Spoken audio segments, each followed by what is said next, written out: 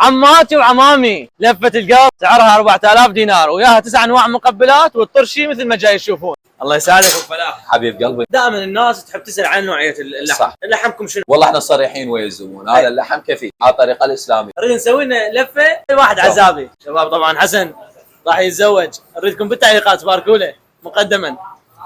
الكميه من 80 ل 90 غرام. نفس هاي الكميه تنزل لاي زبون يجي. اهم شيء اللي طبعا ماكو عراقي ما يحب اللي اساسي، ويا كل لفه قص لازم اكل اللي موجود عندهم صاله خاصه للعوائل بالطابق الاول، وضايفين البلكونه بها اطلاله على الشارع العام وقاعده مرتبه وحلوه. لاي شخص يجي يقعد بالمطعم تنزل له 9 انواع مقبلات، يعني اذا شخصين 18 نوع مقبلات، وهذا نص نفر تجوا يا صمونتين كبار وبهاي الكميه وطرشي وطماطه، سعره فقط 8000 دينار. واكيد احنا العراقيين نحب القص فوقاليه، وانت قاعد تقرا هاشتاج ليه زايد. اسعارهم مناسبه بالنسبه للطعام، مو كلش غاليه. سعر الكيلو عندهم 40,000، وعندهم تشريب قص وباقي الوجبات السريعه والسناك فود. وهاي الصالة بالطابق الأرضي للشباب. عنوانهم نزلة جسر الجمهورية باتجاه كرادة مريم، مقابل وزارة الإسكان، صف حيدر دبل، مطعم مرتضى أبو القص.